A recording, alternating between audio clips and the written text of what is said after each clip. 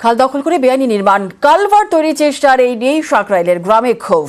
কাজ বন্ধ করে দিলেন বাসিন্দারা। এই অভিযোগে এই বেআইনি কাজের অনুমতি দিয়েছেন খোদ পঞ্চায়েত প্রধান, তিনি সাফাইও দিয়েছেন। হাওড়ার সাকরাইলের মাসিলা গ্রাম পঞ্চায়েত, এখানকার পশ্চিমপাড়া এলাকায় গাঁ ঘেঁষে বয়ে গিয়েছে খাল। এলাকার জল নিকাশির বড় ভরসা। এই খালের উপরে বেআইনিভাবে কালভার্ট তৈরির চেষ্টার অভিযোগ। এই নিয়েই ক্ষুব্ধ স্থানীয়রা। যারা এই জায়গাটা কিনেছে তারা এখানে বেআইনিভাবে পোল করতে চাইছে। মধ্যিখান দিয়ে এখানে আমাদের ঠাকুর মন্দির ছিল, ঠাকুর মন্দিরটা ভেঙে দিয়ে ওনারা পোল করতে চাইছে, 8 ফুটের পোল করতে চাইছে। তো এরকম তো করা যায় না, এটা সরকারি পোলের খালের ওপর দিয়ে যদি অত বড় পোল করা হয়, আমরা এটা করতে চাইছি না। স্থানীয়দের দাবি, সম্প্রতি খালের পাশে জমি কেনেন এক ব্যক্তি, কিন্তু খাল পারাপারের রাস্তা নেই, তাই পঞ্চায়েতের দ্বারস্থ হন। অভিযোগ, খালের উপর কালভার্ট তৈরির অনুমতি দেন পঞ্চায়েত প্রধান। ওই ব্যক্তি খালের উপর নির্মাণ কাজও শুরু করে দেন। এতেই বেঁকে বসেন স্থানীয়রা। তাদের দাবি, এর জেরে নিকাশি ব্যবস্থা ভেঙে পড়বে, বর্ষায় দুর্ভোগ বাড়বে। এই নিয়েই শুরু হয় বিক্ষোভ। বন্ধ করে দেওয়া হয় নির্মাণ কাজ। মাসলা অঞ্চল থেকে যে পরিষ্কার করছে না, উল্টে খালটা বোঝাবার চেষ্টা করছে মাসলা অঞ্চলের প্রধান।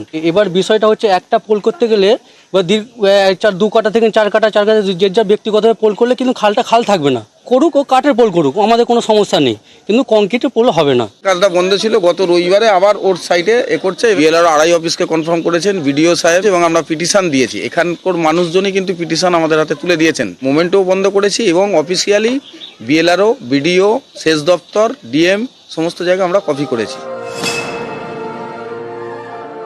ওটা সরকারি আমাদের পঞ্চায়েতি খাল। আমার কাছে এসেছিল ওই ভদ্রলোক ক্যালভার্ট করার জন্য।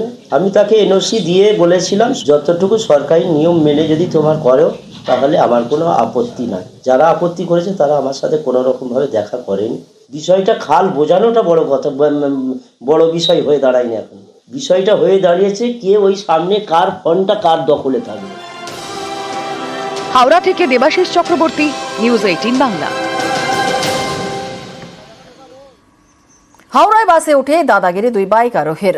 2 যুবককে নিয়ে বাস সমেত শটান থানায় চালক। মেদিনীপুর থেকে হাওড়া যাওয়ার পথে দাদাগিরি। পাঁচলারা পানিয়ারার কাছে লেন টপকে বাসের সামনে বাইক, তড়িঘড়ি ব্রেক কষায় জখম হন কয়েকজন যাত্রী। দোষ মানার পরিবর্তে বাসে উঠে হম্বিতম্বি 2 যুবকের। আর এরপরেই বাস নিয়ে শটান পাঁচলা থানায় চালক। 2 বাইক আরোহীকে আটক পাঁচলা থানার পুলিশের। এটা ঘটনার পর একটা গাড়ি বাঁ দিক থেকে ডান দিক থেকে পাস হচ্ছিল, দিয়ে মোটরসাইকেলটাকে অলরেডি ওভারটেক করে রং সাইড থেকে ঢুকে যায়, দিয়ে ব্রেক করে দাঁড়ায়। এসে আমাদের গাড়ির থেকে যা পেরেছে তাই উল্টাপাল্টা গালিগালাজ করেছে, দিয়ে চাবি নিয়ে নিয়েছে, আমার পকেট থেকে যা ছিল সেগুলো কেড়ে নিয়েছে। উইথ ড্রিঙ্কস করা, হেলমেট নেই, চলন্ত গাড়িতে এসে সামনে এসে দাঁড়িয়ে যায়। ব্রেক করে আমরা দাঁড়িয়ে যাই, নাহলে একটা বিভৎস দুর্ঘটনা সম্মুখীন হতো। প্লাস প্যাসেঞ্জাররা ইনজোর্ড হয়েছে রানিংয়ে ব্রেক মারার জন্য। উল্টাপাল্টা আচরণ, মা বাপ তুলে গালাগালি। ওই যার সঙ্গে জিনিসটা ঘটেছিল বাইক চালক, ওই স্পট থেকে বাইকটা থেকে এসে এখানটা জাস্ট উনি রং সাইডে চালাচ্ছিল উইথাউট হেলমেট। তারপরে উঠে আমাদের ড্রাইভারের থেকে চাবিটাও উনি নিয়ে নেন, উল্টো পাল্টা গালাগালি সবই দিয়েছে। তারপর ওনাকে যখন বলা হলো যে আপনার দোষ, উনি কিছুতেই মানছিলেন না। চালকের থেকে খুব খারাপ ব্যবহারই করেছেন, ঠিক আছে। ইভেন বাসের প্যাসেঞ্জারদের সাথেও খারাপ বিহেভ করেছেন উনি। আসছি পরবর্তী খবরে। প্রাইমারি স্কুলের প্রধান শিক্ষককে হুমকি, তার থেকে 30,000 টাকা ঘুষ চেয়ে চাপ। এমনই চাঞ্চল্যকর অভিযোগ মুর্শিদাবাদের সারগাছি সার্কেলের প্রাইমারি বিভাগের স্কুল পরিদর্শকের বিরুদ্ধে। আর কথোপকথনের অডিও ভাইরাল। মুর্শিদাবাদের বেলডাঙ্গা, এখানকার সারগাছির রামেশ্বরপুর নিম্ন বুনিয়াদী বিদ্যালয়ের প্রধান শিক্ষক সঞ্জয় দত্ত, তার থেকে 30,000 টাকা ঘুষ চেয়ে চাপ।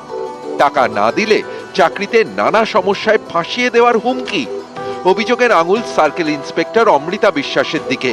এ নিয়ে audio clip viral. Sanjay, hope you are ready. আমি যেটা কালকে যে বিষয়ে কথা বলেছিলাম। ম্যাডাম, ওই 30,000 টাকা করে যেটা বলেছেন ম্যাডাম, এই মুহূর্তে ম্যাডাম পসিবল হচ্ছে না তো ম্যাডাম। মিলন, আমি মিলনদাকে বলেছি, মিলনদা হয়তো আপনার সাথে কথা বলবে, আমি আমারটা পার্সোনালি বললাম ম্যাডাম। না, বিষয়টা হচ্ছে যে মিলনকেও বলে দিও, ওদের কিন্তু ছুটি কারোরই স্যাংশন নেই। প্রধান শিক্ষকের দাবি, সম্প্রতি তিনি একটি ঘটনায় পুলিশের সঙ্গে বচসায় জড়ান। এ নিয়ে মামলা গড়ায় বহরমপুর আদালতে। জামিন নিতে হয় সঞ্জয় দত্তকে। বিষয়টি সারগাছি সার্কেলের স্কুল ইন্সপেক্টরের কানে যায়। অভিযোগ, এরপরই তিনি সঞ্জয়ের থেকে 30,000 টাকা ঘুষ চান, যাতে সার্ভিস বুকে কোনো দাগ না পড়ে। এমনকি তার 2 সহকারী শিক্ষকের থেকেও 30,000 টাকা ঘুষ চাওয়া হয় বলে অভিযোগ। এও অভিযোগ, বিষয়টি জেলা প্রাথমিক শিক্ষা সংসদে জানালে শ্লীলতাহানির কেসে ফাঁসানোরও হুমকি দেওয়া হয়। না আমি পুলিশ কেসে আমি হাত দিব না, আমি কোনো কিছু করব, এগুলো সব সার্ভিস বুকে উঠবে। সেরকম তোমারটা তুমি ভাবো যে এত লাফালাফি করলে তোমাদের কিন্তু পেব্যাক করতে হবে। ম্যাডাম যদি কিছু নেগোসিয়েশন করেন 30,000 টাকা করে ম্যাডাম পসিবল হচ্ছে না। নেগোসিয়েশন আবার কাকে বলে? Negotiation, what is this negotiation? এ নিয়ে বহরমপুর থানা এবং মুর্শিদাবাদ জেলা প্রাথমিক শিক্ষা সংসদে অভিযোগ জানান সঞ্জয় দত্ত। আমার সাথে গত সোমবার পুলিশের সাথে একটু ঝামেলা হয় এবং পুলিশ আমার নামে কতগুলো ফলস কেস দিয়ে দেয়। তো আমার সারগাছি সার্কেলের যিনি সাব ইন্সপেক্টর অফ স্কুল আছেন অমৃতা বিশ্বাস ম্যাডাম, তিনি যখন জানতে পারেন তখন তিনি আমাকে ফোন করে 30,000 টাকা দাবি করেন। তার জন্য ম্যাডাম ব্ল্যাকমেল করতে থাকেন, যদি আমরা টাকা না দিই আমাদের সার্ভিস ব্রেক করে দেবেন বা সার্ভিসে কোনো ক্ষতি করে দেবেন। এই ব্যাপারে আমরা এখন বিষয়টা খতিয়ে দেখবো, এটা তদন্ত সাপেক্ষ, এখনই কিছু বলতে পারছি না। এই রিসেন্টলি আমি যে অভিযোগটা পেয়েছি আমি সেটা দেখছি, সেটা খতিয়ে দিচ্ছি, রুলস অনুযায়ী যা হয় আমরা সেটাই ইমপ্লিমেন্ট করার চেষ্টা করি। বহরমপুর থেকে প্রণব বন্দ্যোপাধ্যায়, নিউজ 18 বাংলা। গঙ্গার ভাঙন ঠেকাতে উদ্যোগী পুরসভা আর পোর্টের সঙ্গে বৈঠকে কলকাতা পুরসভা। গঙ্গার দুপারে ঘাট সংস্কার নিয়ে কথা, যদিও গঙ্গার ড্রেজিং নিয়ে দায় এড়ালো পোর্ট।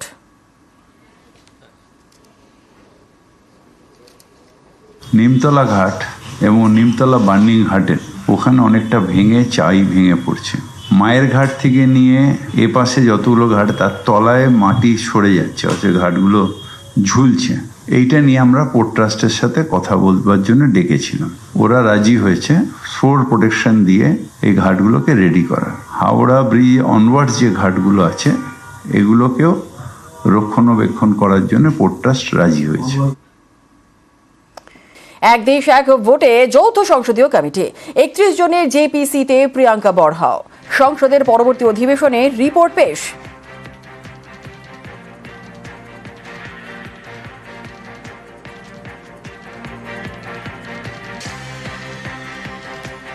যৌথ সংসদীয় কমিটির চেয়ারম্যান পিপি চৌধুরী, তৃণমূলের তরফে কমিটিতে কল্যাণ সাকেত।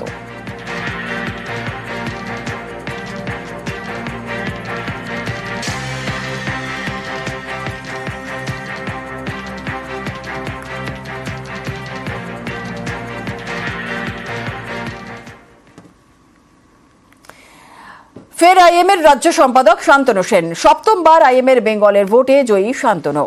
ইন্ডিয়ান মেডিকেল অ্যাসোসিয়েশনের এই ভোট রাজ্য সম্পাদক পদে 430 ভোট পেয়েছেন শান্তনু সেন।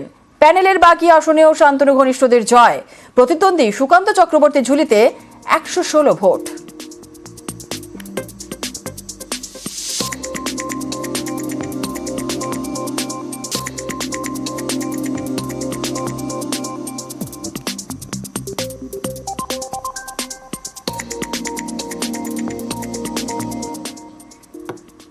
আইএমের বেঙ্গলের ভোটে জয়ী শান্তনু আর 2 কর্মসূচি ঘোষণা শান্তনু সেনের। সিবিআই এর কাছে দ্রুত চার্জশিটের দাবি। 23 ডিসেম্বর সিজিও কমপ্লেক্স অভিযান আইএমের বেঙ্গলের। অপরাজিতা বিল কার্যকরের দাবিতে কেন্দ্রকেও চিঠি। ইন্ডিয়ান মেডিকেল অ্যাসোসিয়েশন সম্পূর্ণ একটি অরাজনৈতিক সংগঠন। বিরোধী পক্ষে যারা ছিলেন তারা বলছেন যে ভোট ঠিকমতো হয়নি, অনেক ব্যালট পেপার চুরি হয়েছে এবং সকলে এটা নির্বাচন কমিশনের জবাব দেওয়ার কথা, কিন্তু আমি পরিষ্কার বলি কাউন্টিং এর শেষ মুহূর্ত পর্যন্ত প্রত্যেকটা বিরোধী যারা ছিলেন তারা প্রত্যেকে কাউন্টিং এ ছিলেন। তারা প্রত্যেকটা ইঞ্চি ইঞ্চি দেখে পরিলক্ষণ করে অবজার্ভ করে তারা সই করে তারা গেছেন। সুতরাং এরম বলার কোনো প্রশ্নই ওঠে না। যদি বলে তাহলে বুঝতে হবে যে চিকিৎসকরা যে রায় দিয়েছে সেটা মেনে নিতে তারা চাইছে না।